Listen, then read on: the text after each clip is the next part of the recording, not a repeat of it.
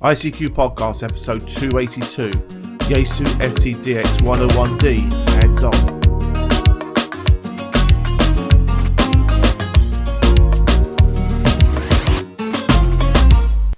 Well, hi everyone, welcome to this episode 292 of the ICQ Amateur Radio Podcast, supported this episode by Nigel Wells, 2 Whiskey Zero, Charlie Golf Mike, along with our monthly and annual subscription donors. In this episode, Martin M1MRB is joined by Edmund, Mike 0, Mike November Golf, Bill, November 3, Juliet India X-Ray, and Ed, DD5, Lima Papa, to discuss the latest amateur radio news. Myself, Colin M6BOY, rounds up the news in brief.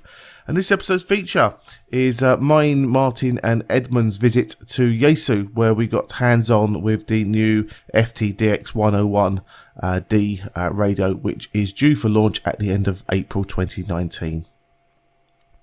Well, as always, it's our donors that keep us advert-free in the podcast show. And as I say, along with the monthly subscription donors, it's Nigel Wells, 2 Whiskey Zero, Charlie Golf Mike, who sent us a one-off donation. That was very much appreciated and very wonderfully timed and received, Nigel. As I say, so those guys who work, or say, to financially back the show, keep us advert-free, make sure there's no adverts for domain names and mattresses and all these other things you hear on other podcasts. And as I say, allows us to keep on getting on with the content and do things like we did this weekend, week gone, where we went to Yaesu and as I reviewed this radio for you.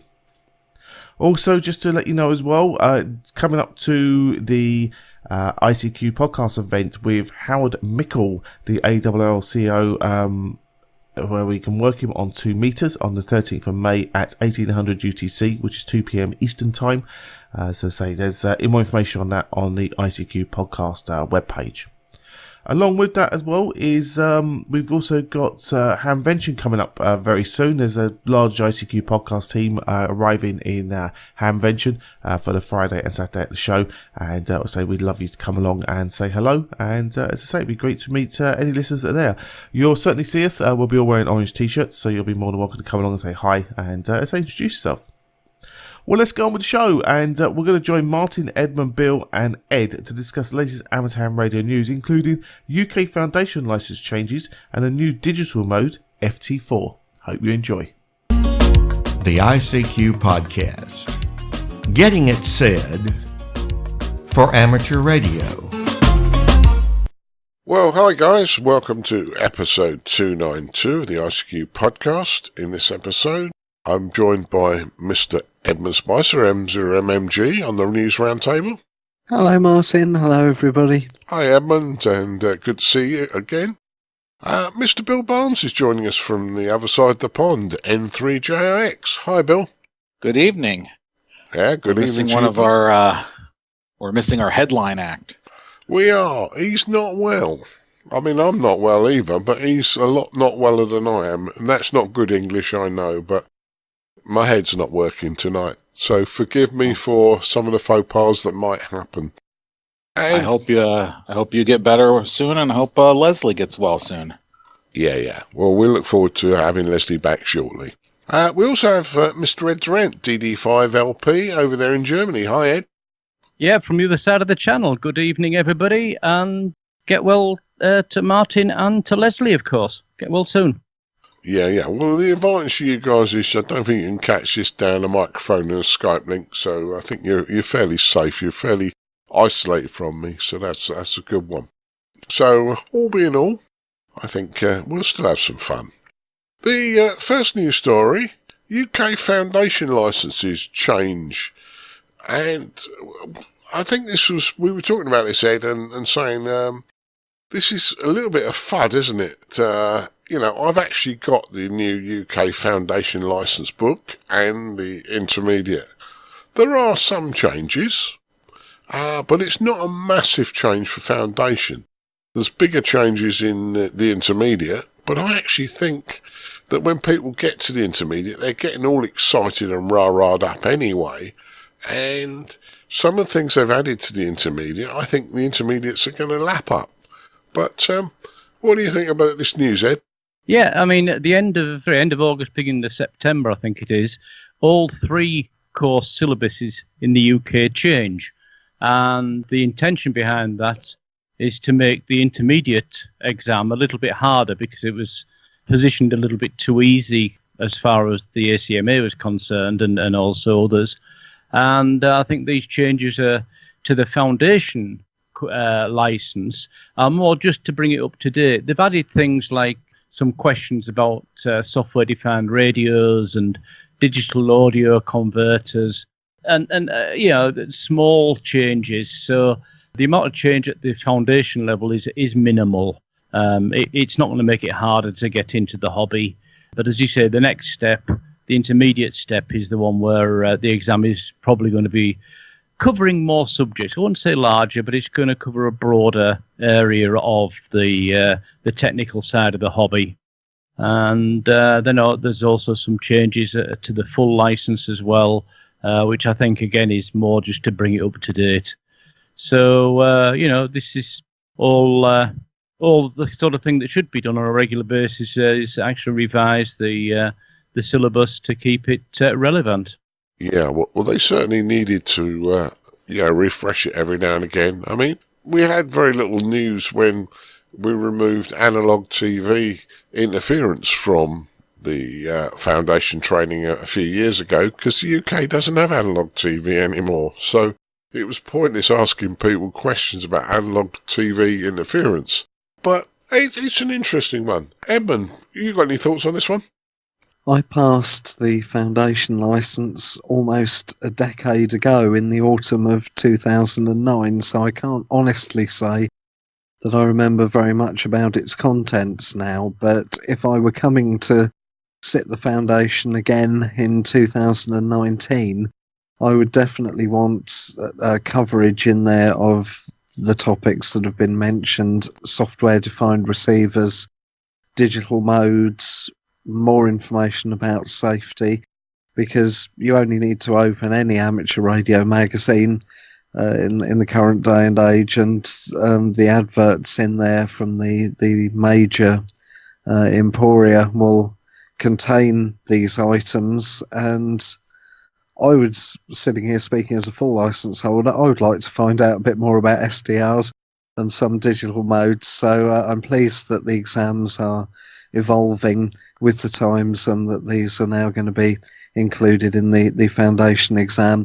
And my own experience bears out exactly what has just been said. Back in 2009-2010, the jump in difficulty between foundation and intermediate was not that large. The gap in difficulty between intermediate and full was monumental, to put it mildly. So I'm very pleased to see that the contents of all three exams are being rejigged, and in the case of the intermediate one in particular, I would respectfully say it's something that's long overdue. Yeah, I agree with you, Edmund. And as somebody who never took the three-tier license system, like Ed, we went straight to the full license arrangement, and it was an REE course we did at the time. And, I think it's a good thing. The thing I managed to enjoy about this all is because I teach the courses, I actually get some feedback, and I'm actually still learning. And I openly admit, and most people look at me strange, but I learn something from every course I teach, be it a foundation through to a full license. You have to keep an open mind and listen to what your students are asking. Sometimes they ask an awkward question. You have to work it out what they're trying to get the answer from. Sometimes they know more about it than you do, because they may be coming from industry. I remember a certain company not far from me design and build military radios. And their guys, they went through a period where their guys were told they had to get an amateur radio license. And they tip up, bored out their brains on the course, but they had to do the three-tier system. So, there's something in it for everybody. Bill, I know I've waffled on a bit, and this is not happening to yourself in the States, but I wonder if the American next lot of courses, maybe they might look at some of the stuff we've done and add it to your syllabus. I'm assuming so. The article you shared implied to other countries around the world. We're looking at what the UK changes were to see if they were useful for their areas, which that's always good. On our end, I mean, the question pools are published, so there's a group of folks that get together and they determine what the question pools are going to be, and that's based on, I'm assuming, on a syllabus. But I know they go through revisions every few years on each one of the license exams. Dan is actually more painfully aware of this than I am because he has to go through and rewrite a book. But in general, I think it's really good that they, number one, they're updating stuff. They're definitely looking at it and seeing which ways they can make the license class exams a little bit better. And the other thing is, like I said, other countries are looking at this stuff to see if there's things that they could, take from the UK and reuse in their own countries. Yeah, I think all in all, it's a good thing. And I'll say what I've seen of the books, I'm going to enjoy teaching the courses, so that's a good one. And yeah, in particular, I think I'm going to enjoy teaching the intermediate. There looks like some nice extra stuff in there that you can get your teeth into. Bouvet Island's back in the news again. The Bouvet Island DXpedition has been put on hold. Ed, you were right. About 4 weeks ago, you said you thought they didn't have a cat in hell's chance of doing it in the next month because the weather changes, didn't you, Ed? Yeah, it's quite predictable when you get down to the Antarctic or the sub-Antarctic areas, that this time of year is not the time of year you want to be down there in those seas. As a comment on their website, they actually said they were only 70 miles away from Bouvet when the storm hit, and then they had to turn around and head back to Cape Town. If they'd been there 10 hours earlier, they probably could have got into one of the bays at Bouvet and ridden the storm out, and we'd now be talking about how it had gone. But they had to come back to get the ship repaired, which was the correct decision. And yeah, they then considered whether maybe they might have another chance, but the weather, it pretty well, this time of year, you do not want to be down there. No matter how good the ship is and everything else, it would be stupid to take the risk. So the guys are going to be coming back in at the end of 2019, start of 2020. I presume we'll hear more in the meantime of when that's going to happen. And that's actually a important thing about this DXpedition, is quite a bit different to others. It's actually nearly all self-funded. In other words, the people who are going to go down there and risk life and limb to put the stations on are actually paying for everything themselves. So good luck to them. Good for them to do that. And let's see what happens at the end of the year. And hopefully they'll have more luck. I think we said last time it's almost like the Bermuda Triangle of the Antarctic Ocean down there. If anything can go wrong, will go a lot wrong. But as long as there's no injuries or loss of life, it's only money, as they say. But this team, the 3Y0I team, do seem to be determined to get down there and get that island on the air. And yeah, most likely towards the end of this year now. Yeah, well, let's wish them every success towards the end of this year and early part of next year and see how it goes. Bill, were you getting ready to work them, down there for a bit of DX? As a matter of fact, yes. But once again, like Ed said, when they had to turn around and stuff, it made perfect sense. And so this was 2 aborted DXpeditions to Bouvet this year. Ed, isn't this like a glacier on top of a volcano in the middle of the Antarctic? Something like that?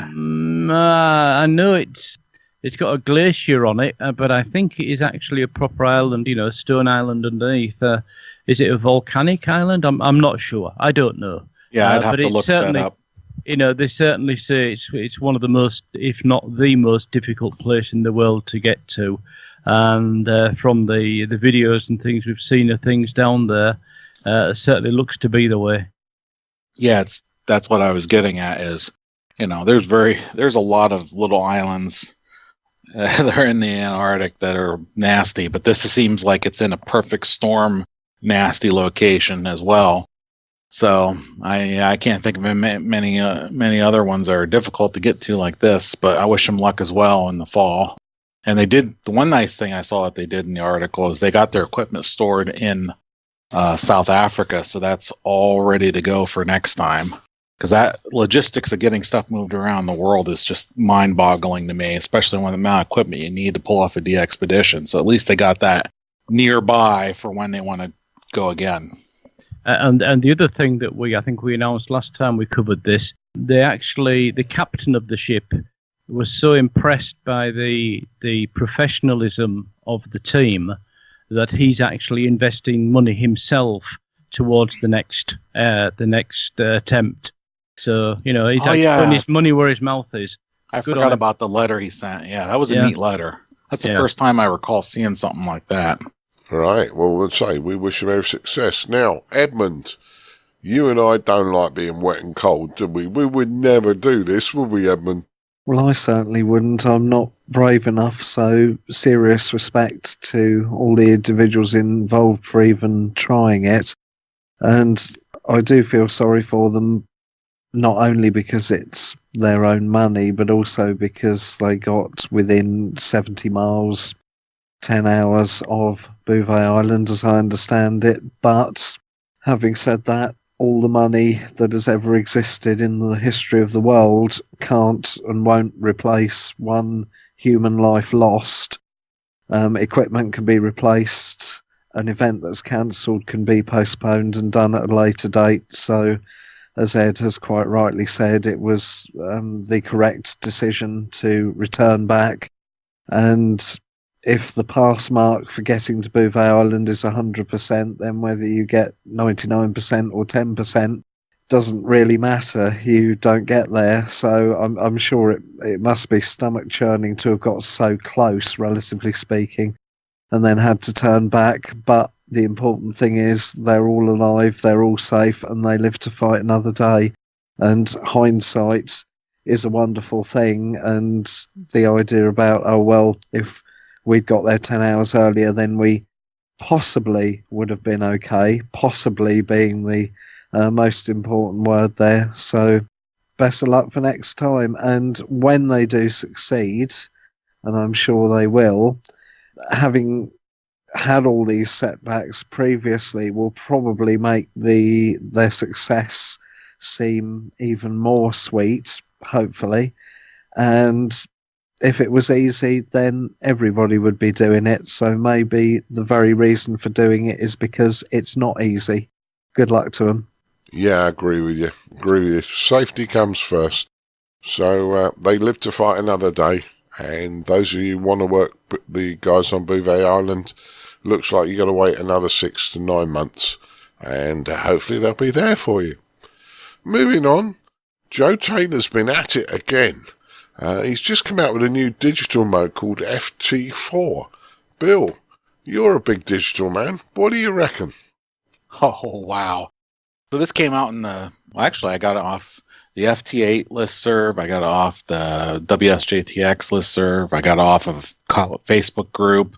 Got it off the RIDI contesting group. But basically, this came out on April 22nd, the announcement. FT4 is an experimental digital mode designed specifically for radio contesting. Like FT8, it uses fixed-length transmission, structured messages with formats optimized for minimal QSOs and strong forward error correction.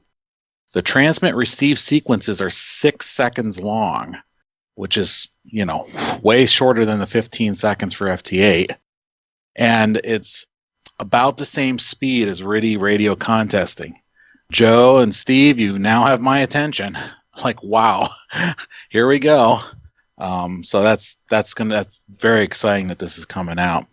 So basically, they're going to do a release candidate for 210 will be the version, and they want you to try it out in some mock contests coming up.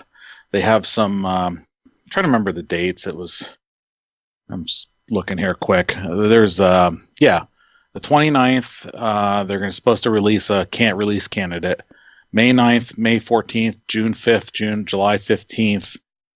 May 9th, May 14th, and June 5th are supposed to be the practice contest on 40 meters for an hour just to see, make sure everything works okay. And they're shooting for July 15th as general release on this.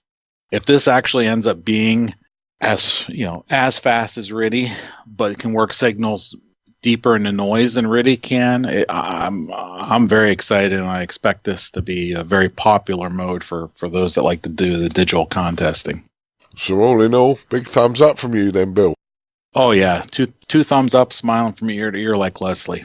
Yeah, sounds good. Sounds good. Edmund, you're not a contester, but it's got to be an interesting technology, isn't it? Oh, from the point of view of pushing the boundaries of technology and how it works and the ingeniousness of how it's coded, I'm sure it ticks all the boxes, but I'm about as far from a contester as you can be in the amateur radio hobby, so I doubt very much I will ever be using this. And who knows, about 10 years down the line, I might finally have got round to making my first contact using FT8.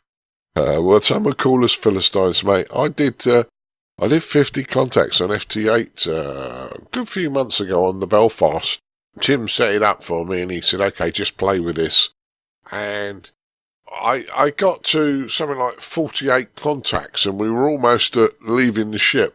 And I said, no, I've got to get another 2. I've got to get 50 in the logbook. I've really got to get 50 in, so it is infectious. It is infectious, these digital I'm sure it is if you once get going, but the thing is, on the relatively rare occasions that I switch on my HF radio, I tend to just pick up the microphone and talk to people. It's not that I've got some ideologically driven dislike of digital modes or that I'm boycotting them for some reason. It's just that I would rather pick up the microphone and talk to people, and that's with HF. I'm more often than not, I'm on VHF and I don't switch on the 2 meter rig as often as I probably should either, come to that. So maybe I need to get talking to people out of my system first, and then once that and talk to everybody, maybe then I'll move on to digital modes.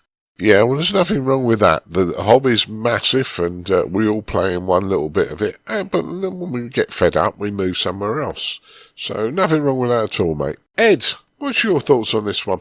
Yeah, well, I guess it's general progression from FT8, as in this is specifically targeted at contesting, and really it's really I guess behind the scenes it's targeted to replace RTTY, which a lot of people might throw their arms up in the air and say, what are they going to do with their mechanical clunkers? But I suspect very few people actually use those for RTTY nowadays. Pure contesting, a lot faster than FT8.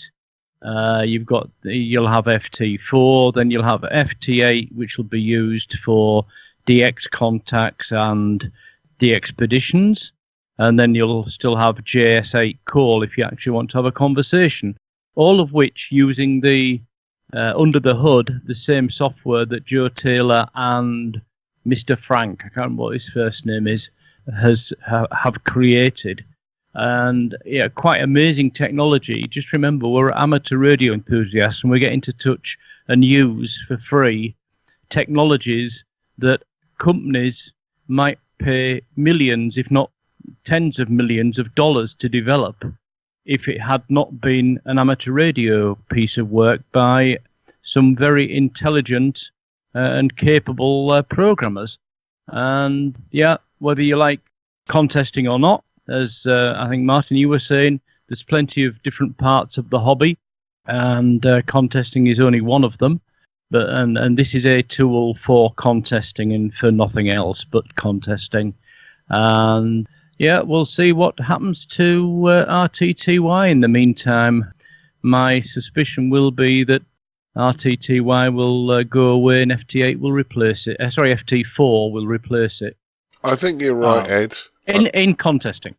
Yeah, in contesting, yeah. Yeah. Just to tail on real quick, just because Ed said it. It's Joe Taylor, K1JT, Steve Frankie, K9AN, and Bill Somerville, Golf 4, Whiskey Juliet Sierra. They're the three main leaders in designing this protocol. Yeah, great stuff, boys. Thank you. And I think there will be still people using RTTY. Exactly the same as there are still people using AM. You know, there will be groups of people that like to do it the old-fashioned way, and we shouldn't stop them. It should be fun. But what I do find interesting is the hobby is showing a phenomenal amount of growth and new products and new ideas, and it's moving with the times, which is one of the things that I really find great about this hobby. It might be something I'm not going to use personally, but I'm glad to see the hobby's moving in the right direction. So that's my 2 pence on it. Okay, ham radio to set up emergency communications centre. Well, that I thought was quite interesting because this seems to be one guy going to do it. So, Bill, your side of the States, what do you think? Yeah, this was an interesting article. It's a local ham, Waitsburg. Not sure what state, actually. Did anyone catch the state from the article? Well, it's a 7 land, so probably Washington or Oregon. But he was saying in there that his group's pretty small. So, you know, he's basically looks like he's trying to drum up some more help by getting out in the community a little more. And he's looking at writing a grant to help set up a operations center. So yeah, it's pretty interesting, the whole article about pretty deep article actually, about the things that he's talking about just in general about promoting amateur radio to the greater community here from this article. Yeah. Well, having spent some time in the UK operating under RayNet, which is the UK's emergency amateur radio service, I think this guy's doing a great job. Edmund, any thoughts on this one? I don't think there's anything I can think of to add, really, Martin. No, well, if you haven't operated RayNet or something like that, then it's a little bit different. But I think it's quite nice this guy's having a go at setting up something himself, which is good, and bringing people on board. And you need innovators in this hobby.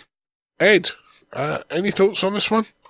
Yeah, well, answering Bill's question, it's actually Washington State is Waitsburg, and the newspaper that's covering it, I read in the top of it, and it says covering Dayton, and I thought, oh, it's Ohio, but it's obviously a different Dayton.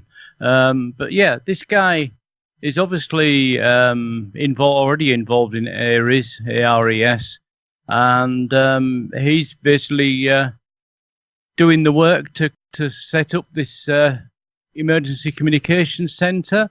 And I hope other local hams will help him now he's got it started and rolling. And we'll maybe hear more of it when it's all in place. But good on him, doing the right thing. And yeah, good luck to him. Yeah, so I think in all the guys and myself are in agreement. Congratulations, Brian, for setting this up. Brian's call sign K7BDT. So we look forward to hearing how it goes from you, Brian. Okay, well, that pretty much finishes the news stories for us today. A short session today, basically because I'm trying to keep my voice. Okay. But now we're going to ask the guys what they've been up to radio-wise since the last time. I'm going to let Edmund go first, because Edmund and I were out playing a couple of weeks ago, weren't we, Edmund? We were, and in all honesty, Martin, apart from that, I don't think I've done any amateur radio-related activities at all. So do you want to tell people where we were, Martin, or do we leave that for a bit later? No, you can tell them where we went. Okay, well, I drove to Winchester, or the outskirts of Winchester, to visit Yaesu UK, along with Martin there, M1MRB, and Mrs. Martin, Carol, and Colin M6BOY came along as well, and we looked at a very nice new transceiver that unfortunately is slightly out of my price range. But it does cover 5 megahertz and 70 megahertz. So from my point of view, that's very good news. FTDX 101D, isn't it? Certainly is. And I think one of the interesting ones is Mrs. B looked at me and she said, "Do you like it?" And I went, "Yeah." She said, "Well, I wouldn't argue if you wanted one." And I thought, oh, she's not into amateur radio and she quite liked it. So that really got the seal of approval. So that was good. But, yeah. Well, you could turn it down to 10 watts and it would work very nicely with a brand new M7 call sign that she could study for, perhaps. I think she would pass it quite easily. She's been around amateur radio for 20 years, mate. So, but I think she would as well. Yeah, but I think she's just playing hard to get. Hi. Anyway, yeah, that's a good one. But it was good to see you. Bill, what have you been up to amateur radio-wise in the last few weeks? I do that nervous laugh because I got an email from Flex Radio back in March, and it was, "Hey, we're running a special on factory recertified radio, Flex radios," and the number hit that magic number that I said, "Boy, if that ever gets to that price, I'm going to buy one of those things." So now I own a Flex 6300. Yes. So anyway, the funny story with that is I got it in, and I have a box of stuff like everyone else, things that you collect, that you keep, that doesn't work with your radio that you have right now, but you had it from before, and it would work great with it if you ever went back to ICOM or went over to Kenwood or whatever, or Yaesu or whatever. So I reached in my box of stuff and I pulled up my Heil headset I had from the 1990s. with the DX, what was that called? HC4 element for DXing. I haven't touched this headset in 19 years since I got the ICOM, and I pulled it out, and the ear cups have deteriorated to dust, which was pretty interesting mess to clean up, by the way, after I put them on my head. So I actually ended up spending a weekend rebuilding a headset because I found out you could call Heil and tell them what you have, and they'll tell you what parts to buy, and they'll get you parts, and you can refinish the headset as if it was brand new. And so now I have a super comfortable Heil headset running again on the Flex radio. So that ended up leading to the next situation, which is I actually did a sideband contest for the first time in God knows how many years. I only worked for like an hour or two, and I got 29 QSOs on sideband. I actually talked to somebody instead of making the computer do it. That's trippy. I did also work VI9NI DXpedition that was out on, my brain just went blank, out by Australia and stuff. So that was a good long haul for as bad as the bands are. I did get my CW Invaders kit from Japan. This is a game that one of the amateurs out there invented, where you have to, send the Morris to defeat the invader as it comes down, and you get points. I'm going to finish putting that together, and I'll probably tell you more about it after I do that. And then finally, I'm in the middle of my CW Ops Level 1 course right now. So I'm spending a lot of time listening to Morris. The course is going very well. I don't think I'm doing very well, but the instructor seems to think I'm doing very well. So we got a few more weeks of that left, and I should be finished the week after Dayton. So we'll see how I get through that course and figure out if I'm confident enough to get on CW contacts on the air.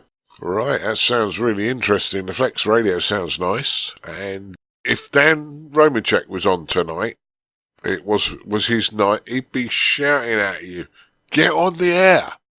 He says, when you do more, get on the air. He says, just get on the air. He says, you'll learn it quicker by being on the air. So he's already hit me up on email a couple times. I guessed he would.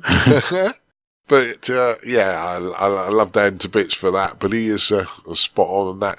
And interesting, it's a good news that you can replace the ear pads on the Heil headsets. I know you can also replace them on the Kenwood headsets. Kenwood made a set of headphones about 25, 30 years ago, and I don't think the design has changed.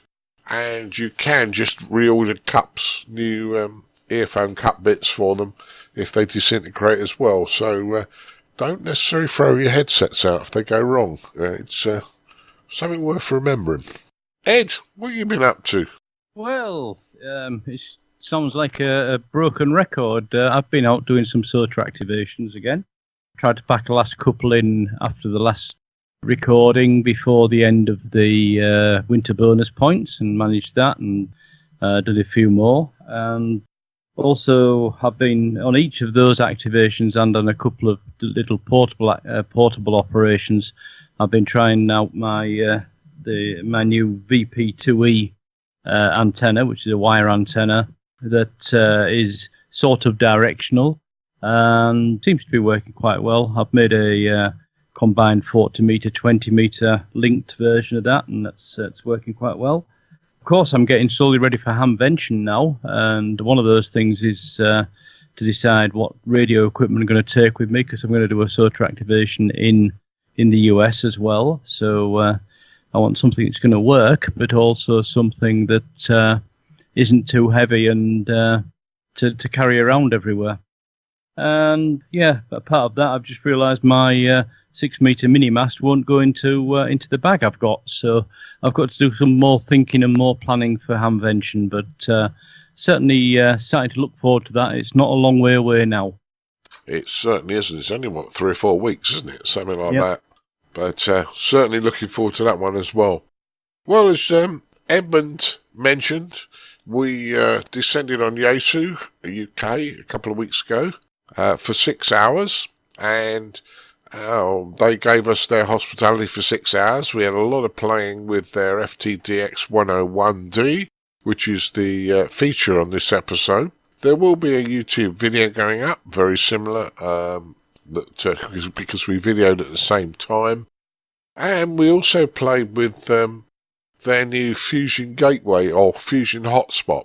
They can now turn one of their radios into a Fusion Hotspot, where you can either connect to it via another Fusion radio, or you can just use the radio as the microphone and speaker onto the software and play with that, which was quite interesting. Going forward, the other things I've been doing, I've done a couple of club talks over the last couple of weeks. I did one just before I went down to Yaesu, did it for Hammersmith Club.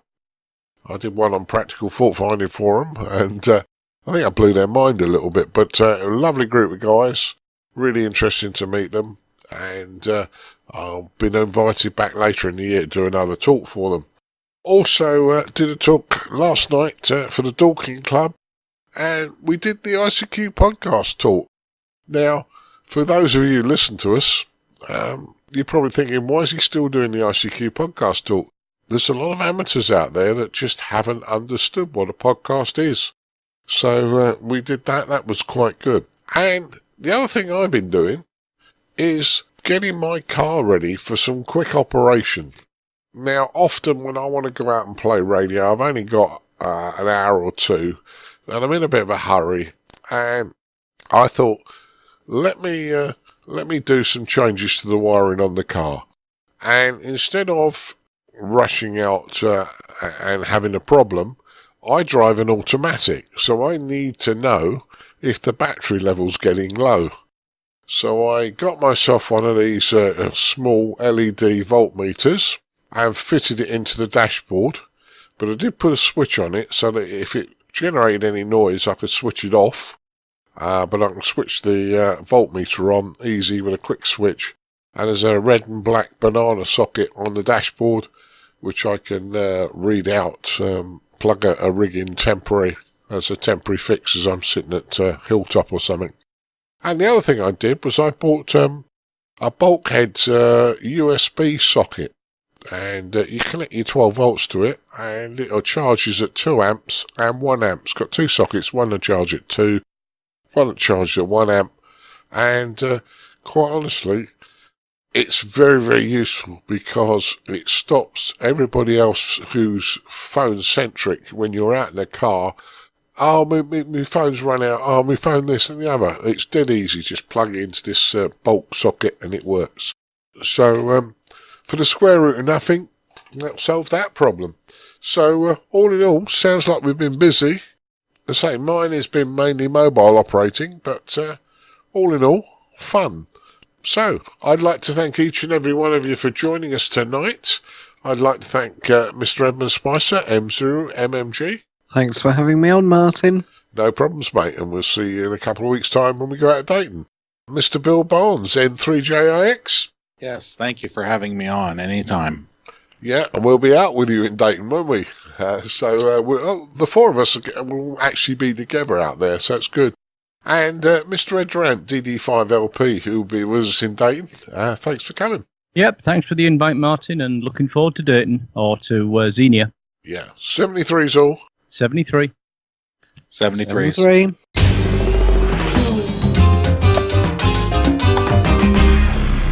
The ICQ Amateur Ham Radio Podcast, serving the amateur ham radio community fortnightly since 2008.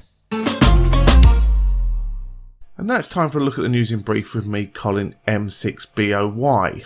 And we start off with news of the RSGB ARDF Championships, which is taking place on the first weekend of May. It's the May Bank Holiday weekend, taking place in the Thames Valley area of the UK. So they're going to be using an area called Christmas Common near Wendover and Whiteleaf near Prince's Risborough. And they're also checking out a third location, Hogmore Woods near Amersham. So that's sort of the Buckinghamshire sort of Thames Valley area, just to the left of London as you look at it on the map. So they're hoping to say it's going to be good weather, and obviously that the nettles, brambles and bracken are not yet fully developed, and so it make it an interesting event for all. There's small teams coming over from Romania and Czech Republic this year to add an international flavour for the weekend. It'll be a classic ARDF event on 144 MHz and 3.5 MHz over the 2 days, with the final day devoted to a short format variant of fox hunting or fox orienteering, depending upon your traditionalism of the event. So we'll put a link for more information on this on the ICQ podcast website, and you can check out news of that event and maybe see if you're taking part, or certainly get the results later on post event there. An international panel of researchers led by NASA and the NOAA has released a new prediction for the solar cycle, and according to analysis, the current solar minimum is going to deepen, potentially reaching a century-class low in the next year or so, and this will be followed by a new solar max covering the years 2023 to 2026. As always, a link on the ICQ podcast website for more information. And it would be amiss of me not to mention again the ICQ podcast event, work the ARRL CEO Mike Howard Mickle on the 13th of May on 20 metres, and that'll be at 1800 UTC. The ICQ Facebook group has a reminder calendar type of entry there, or you can go to icqpodcast.com and find more information on the event. Well, now we head over to our features episode, which is the trip to Yaesu that Martin, Edmund and myself did, a week, I think it was 2 weekends ago. Yes, 2 weekends ago, where we looked at the Yaesu FTDX 101, got hands-on with the actual production models that are going to be available from the end of April onwards. So guys, I hope you enjoyed the feature, and as I say, let us know what you think by either contacting us from icqpodcast.com or from the YouTube video links, etc. for the usual channels. Hope you enjoy.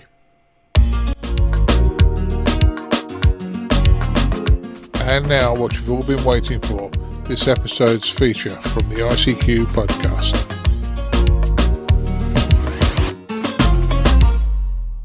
Well, hi, the ICQ podcast team has a special invite here from Yaesu today to look at the FTDX 101D model, which is the 100-watt model. The 200-watt model will be coming in the UK very soon as well.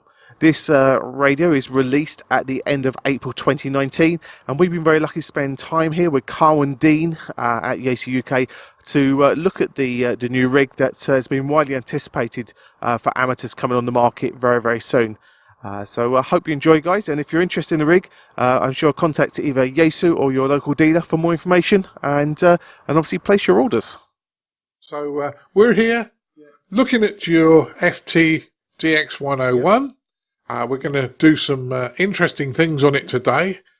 Really enjoying the fact that you've taken the time opening up for us and showing us this product. So what are you see this product being used mainly as?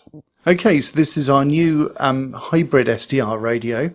It has 2 receivers on it, 2 independent receivers, and we would consider it for the users like contesters and DXers and people that need a high performance radio. Yeah. Well, one of the things I really like about it is your big screen. I don't need my glasses. It has a DVI-D output on the back, so you can put even a 60-inch screen on the back if you wished. I don't need it that much, but we're getting close. Now, it's a hybrid SDR, isn't it? So you've got the best of both worlds. Yes, that's right, because one of the problems you can get with some SDRs is that you have very strong signals and very weak signals on the HF bands. And so you can get problems with overloading and intermodulation problems. So you'll tend to see signals that are not really there. So what they've done is they've tried to improve the RF performance by using some of the traditional sort of technology you'd use on a conventional superhet alongside the modern SDR technology. Yeah. And you've got lots of extra filtering abilities with an SDR, haven't you? Yeah, so in addition to the conventional sort of filtering, with the front end roofing filter and so on, SDR allows you, of course, to have greater control on the audio filtering side. So on this radio, you will have, very configurable filters for sideband or for AM. You can adjust the width. You've got notching. You've got, digital noise reduction. And because it's all done in numbers, you can get, performance that would be hard to do with analog components. Yeah. So I know you've tried it on the air. You're one of the lucky few that's had a go on you, Carl. How good is it? It's very good. In fact, I did compare it with some other radios, and I found that the receiver was very good, very sensitive. And I tried it with, strong signals, weak signals, and medium-sized signals, and strong versus weak, and I found it performed admirably. And I was able to pull out signals with a great deal of clarity. That sounds great.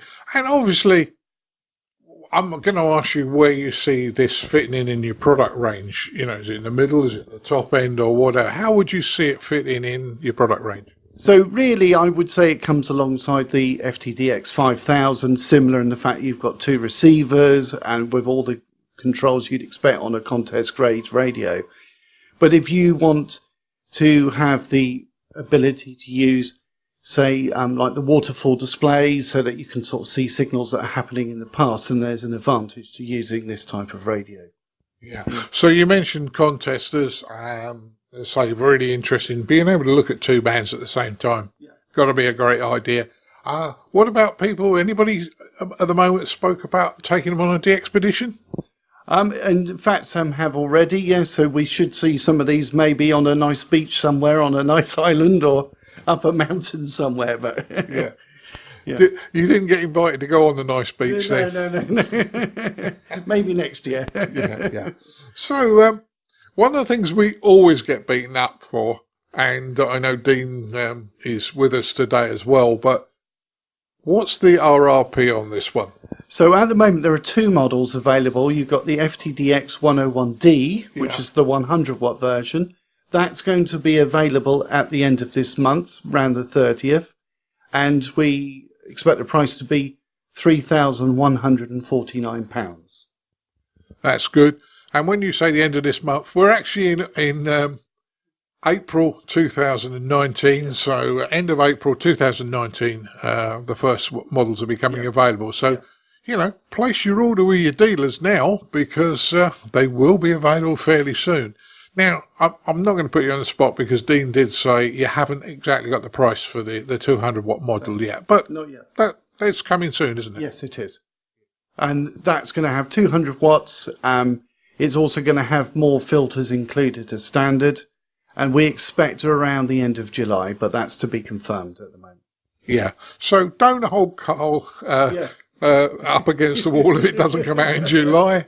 It's a fair description. We're trying to give you an idea. We're not going to talk price on the higher model yet, because in fairness, the boys haven't got it sorted. So that's fair. So we're now sitting in front of this lovely rig that Carl's going to show us how it works. And we spotted a really nice feature just before we started recording this bit, in that you can change the colour of the waterfall. Hence, the left-hand waterfall is in our corporate colours orange. But we also, Edmund was saying, this is a good idea. Being able to change the colour must be a good thing on the waterfall, because if somebody's visually impaired or colourblind or whatever, that's going to help them, isn't it? Yeah, that's right. There's a range of colours that can be adjusted. In fact, here we've got a menu option here, the S menu, which allows you to adjust all the settings for the waterfall. So if we press the little button here, a menu comes up with a whole range of options. So we can go to colour, and you get a range of colours for the waterfall display. If you notice, it's got two options, because we have colours for the main waterfall and we've got colours for the narrowband SDR as well. And so there's a range of colours. Yeah, and we decided that the ICQ could only have the main one. Absolutely. Because it has to be in orange. yeah, that has to be in orange. So a little bit of fun here with Cole. But Cole, you've been showing me some of these things. It's still receive. It's colour coded, white and blue, isn't it? That's right. I mean, one of the important things with the 101 was ergonomics. And there's a whole range of features that make it nice to use and operate. Now, one of those features is a color coding system. So here we have the main, which is in white, and we've got the sub receiver, which is in blue. So all the controls that are related to the main receiver and the sub receiver are color coordinated on the front panel. So for an example, on the main receiver in white, we have the main audio gain, and we have the main RF gain control. Yeah. Likewise, we have such as width and shift and notch and contour, and they're all color coded, so it makes it easier to operate. Yeah, I certainly do. Now, apart from the screen, you've carried on that same color coding even on top of the band switches, because at the moment we're on 20 meters for both, but you've got a blue and a white LED indicating, so yes, that's consistent across the product, isn't it? That's correct. Now, I remember being a FT847 owner. We had the main tuning dial and we had the ring round the outside, and that ring round the outside effectively was just a fast frequency move up or down the band. You've moved on a much more since that, and you were showing me this is actually a multi-function, the second ring, isn't it? That's correct. So there is a range of functions it will provide. There are some switches around the outside of the multifunction dial, and by pressing those you can control what that dial does. So for an example, if we press the selection here for main and sub, you can see we've got the main receiver on this side and the sub receiver on this side. So the main dial obviously can control the frequency of the main receiver, but then the little multifunction dial can then control the frequency of the sub receiver, which is great, and it gives you far more control over what you're trying to do. Yeah, it's even possible with practice to adjust both receivers at the same time. I haven't got 10 fingers on one hand yet. Just takes a bit of practice. All right. That's good. And your waterfall function. When I was reading the spec, we've got used to a 2D waterfall, and you can display in 2D, I know. Can, yeah.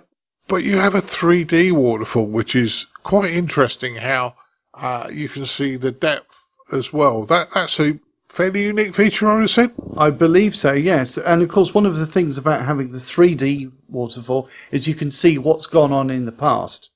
So you can see, perhaps, if you're in a contest environment or something, by looking at the waterfall and looking for signals in the past, you can tell, oh, maybe somebody is operating on another frequency. So then you can then QSY to that frequency and try and work that station. Yeah, sounds good to me. The other thing is, you were telling me earlier, is the waterfall displays a meg of bandwidth, I believe. And apart from 10 meters, you've pretty much got it nailed, haven't you? And not everybody, if you're on 10 meters, you'd only be operating either CW or SSB. So pretty much a meg, it should be enough to cover most, wouldn't it? It would indeed. In fact, because you've got a meg on the main and the sub, it is possible to cover the entire of 10-meter band all at once. There you go. You heard it first here. Yeah, I didn't think of that. That's a good one. That's a good one. So, you were showing me some of the filtering and the filtering. We were looking at CW earlier, and you were actually quite narrowing down. But you were actually decoding CW as well, weren't you? Yes, in fact, the radio has a range of decoders built in. Basically, you select the mode that you're interested in, so that could be PSK or RTTY or CW. You tune the signal in, and then you turn the decoder function on, and then it will display the text on the screen. Well, it decodes CW better than I do. And probably better than me too. Yeah, and so you'll be able to decode CW and PSK and RTTY. So if you're in a RTTY contest, this is going to be very, very useful because it'll give you a secondary understanding. So you might decode it, but I might as well decode it on the radio rather than having a separate device. So very, very good on that, I would suggest. Any other features you'd like to show us? So you've got a range of control of what you can see on the screen. I would say you've got 2 completely independent receivers. There are 3 antenna sockets on the back. You can configure each receiver to use an independent antenna connection. That's very useful if perhaps you have a separate antenna for maybe low frequencies, maybe for top band or 80 meters. And then maybe you have a tri-band antenna or something like that, a Yagi for the higher bands. It then allows you to configure the receivers to use those different antennas. Yeah. Is the third antenna a receive-only antenna, or is it just like a 3 antennas? You could have 3 sympathizers. It can be configured in both ways. So it can either be a transmit and receive antenna port, or it can be configured for receive only. Well, that sounds good. Now, I'm going to show my ignorance, but if you had an ATU built in here, you're literally going to do away with antenna switches and all the bits and pieces as well, aren't you? Yes. As long as you've only got 3 antennas, you'll be just fine. I haven't got enough room for much more than that. So, I mean, in fairness, I think I've sat in this front of this for a little while, and I can see that this feels to me the ergonomics are right. All too often, and when I used to work for a dealer, they used to say, people would come in and say, which radio shall I buy? And I used to say to them, at the end of the day, you've got to sit in front of it. If it's pig ugly, you're not going to use it. Choose a radio that you find is eye candy as much as anything else and go from there. And I think Yaesu have done a very, very good job on the layout and the ergonomics on this one. Absolutely. And as someone who's tried using it, I feel it was a very easy to use radio. Even without reading the manual, you can go straight onto the radio and use it. Yeah. Well, we do have a manual for but we won't make you read it now. But yes, it's a lovely piece of kit. In my opinion, I'd love one. Mrs. B's sitting across the room from me. I think I'd better tell her to win the lottery quick. I've seen some interesting bits at the top end of the bands this does. Oh, yeah, I mean, it's an HF rig, but it doesn't just stop there, does it? No, that's right. So in common with a lot of these type of radios, as well as covering obviously up to 10 meters, it has the 6-meter band, which will also give you 100 watts as it does on HF, but it also covers the 4-meter band and will give you a full 50 watts on that band. Which is something that is certainly a band I'm thoroughly interested in. And it's 50 watts multi-mode, so you're not just limited to your PMR, FM, are you? No, that's right. So you've got the same modes that you've got on HF and 6, you've also got on 4. So that's a very, very interesting thing. And it'll be, as you've told me, and I'm just reiterating, you can have different bands on the 2 VFOs. So you could be top band on, say, the main, and what was it to say, 4 meters on the sub. I mean, that would be extremes, wouldn't it? Yeah, but that's very easy to configure on the front panel. So as we said before, we've got 3 antenna connectors, completely independent. So I can configure, for an example here, I've got my main receiver on the 20-meter band, And then with a simple change of some buttons, I can press the sub button. I can go up onto, say, the 6 meter band for an example. I can change the antenna connection to 3, and that would be completely independent. So it can have a 4 meter Yagi or a 6 meter Yagi connected to one antenna port, listening to all the activity on that band, whilst listening to the DX on 20 meters. So as Carl has actually bent my brain showing me all these wonderful features, he's now going to show me the hybrid SDR receiver and what it can actually do. So come on, Carl, blow my mind again. Show me this hybrid SDR receiver. Okay, so on the FTDX 101, it has 2 receivers. As we said before, it has a main receiver and a sub receiver. And as we said, they're completely independent.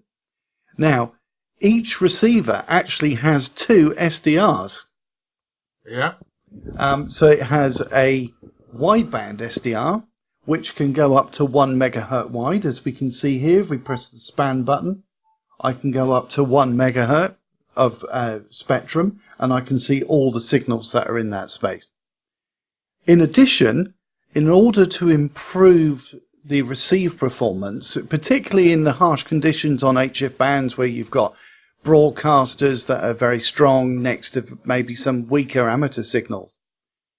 So what they do is they have the front end of a superhead, so it has a low noise mixer, it then and oscillator. It then feeds into either a 9 meg or an 8.9 meg IF. It then has a selectable roofing filter, which we can do from the front panel. As standard, we have 600 Hz for CW, 3 kHz for sideband, and 12 kHz for AM. But in addition, there are some optional roofing filters available at 300 Hz for CW and 1.2 kHz for the single sideband. So what this does basically is makes it work better in crowded band conditions. That certainly sounds good. And having a 1.8 filter on one of my rigs, 1.2 is going to really pick your signal out of that crowded band, isn't it? Absolutely, and we all know what it's like in a contest where stations only seem to be about 1 or 2 kilohertz apart. It will really help you bring those signals out. Yeah, so that certainly sounds great, and I don't know. There's just so much about this rig. It's one you guys have got to see, and ideally, Yaesu would like you to stick your hand in your pocket and buy one, obviously.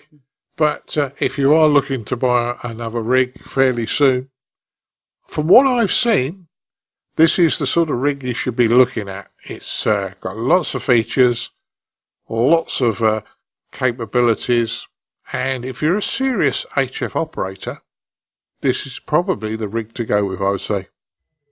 Okay, so we have Edmund Spicer with Mike 0 Mike November Golf.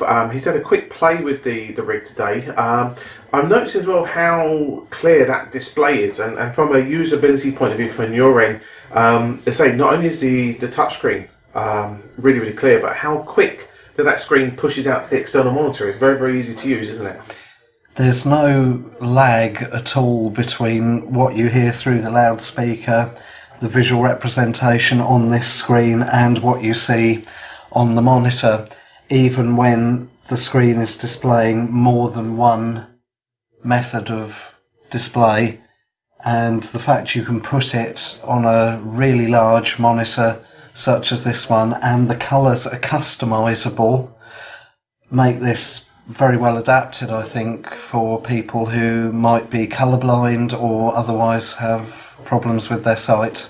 Or more importantly, like the ICQ Orange. The other thing I've noticed as you've been working away there is Yaesu made quite a big thing about the new dial and how they improve us in a dial. And notice how easy you found that to actually navigate through the band as you're working away through that. Very easy to use, no stress upon the finger, etc. I mean, how did you find that from a usability point of view?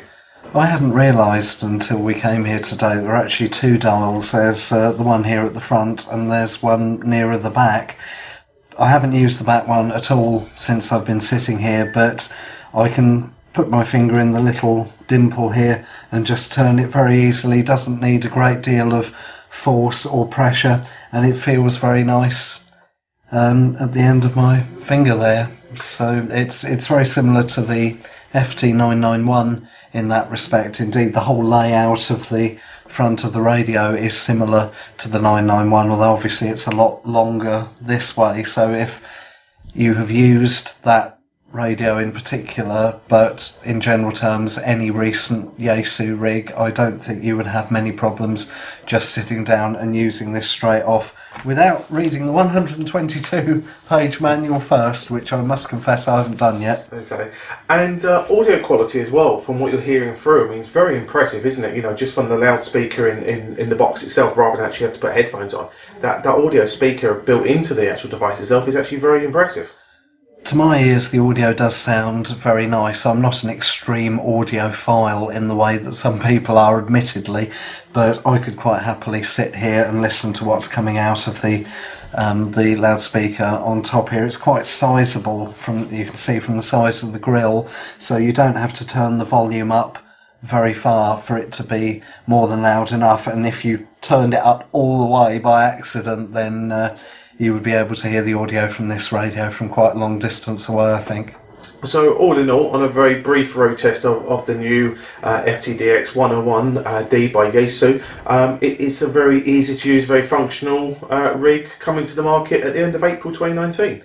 It is. When I first set eyes on it, I thought, am I going to be able to use this intuitively, because there are an awful lot more buttons on the front of this than there is on my 991, but that's actually an advantage, because for example on my 991, if I want to change bands, I have to press a button somewhere over here first, then the display, which is a lot smaller than this one, this is very wide and shows a lot of information relatively speaking, the display would change to a selection of touch options, and then I would have to select the band that I wanted. With this, there's a dedicated button for every band that exists, from top band all the way through to 70 megahertz, 4 meters, no gaps at all, and just a dedicated button, so I don't have to think or worry about which button over here to press to then press another button to select the band. I can just go straight to it and there it is. Same with the mode selection. There's a dedicated button for SSB, CW, break-in or not if you're doing Morse code, and if you press the button of interest more than once you can then flick between the options. So we're on 20 meters there, where in almost all cases amateurs would use USB upper sideband, but if I press the SSB button a couple of times, I can toggle between LSB and USB if I wanted to use it for whatever reason. It's a really well appointed radio, this. It will do FM on 10 meters and 6 meters if you enjoy using the various repeaters on those bands. Doesn't do C4 FM, but really for HF, C4 FM is not the perfect mode to be using anyway. There's no antenna matching unit built in, but if you are the kind of amateur who's using a top of the range or near to the top of the range radio such as this one, you're probably using resonant antennas or beams, so you probably wouldn't want to use an antenna matching unit anyway, and you can always plug an external one in round the back. And you've got 3 antenna sockets, all of them SO239 sockets, so not any N sockets for people who might want to use this with 6 and 4 meters. But it's really well appointed round the back. I've not read the manual at all. I've sat down and straight away I've been able to use it and have a tune around and have a play. So in my initial brief first impression, in all honesty, I can find nothing to say about this radio that I dislike. So thumbs up from me. Well, it's been a very informative time here today with Yaesu looking at the FTDX 101D, the 100 watt rig that's been widely anticipated on the market. We'd like to thank Dean and Carl from Yaesu for being very hospitable to us today and looking after us and letting us have a play with the new rig. I really hope you've enjoyed this review, and if you've got any questions, you feel free to let us know via our usual channels, either at icqpodcast.com for the contact session, or if you're watching this on YouTube, in the comments below, and we'll certainly see what we can do in terms of helping you answer those questions. Or failing that, contact Yaesu in your local market. We're here at Yaesu UK, but I'm sure Yaesu America and Yaesu Japan will be more than happy to answer your queries, or your local dealer who has Yaesu support. So hopefully it's of interest to yourself. Keep your amateur ham radio podcast advert free by donating less than a length of coax. Visit www.icqpodcast.com/donate now. For all the news, links and information, visit www.icqpodcast.com. Well, everyone, welcome back there from our feature, the Yaesu FTDX 101D. Finally, we've been able to get our hands on that. We've spoken many times about the rig, done videos, etc. on YouTube, but finally we were able to get our hands on it. So many thanks to Carl and Dean from Yaesu, to Edmund Spicer M0MNG, who joined us there, Dad, at Yaesu last weekend.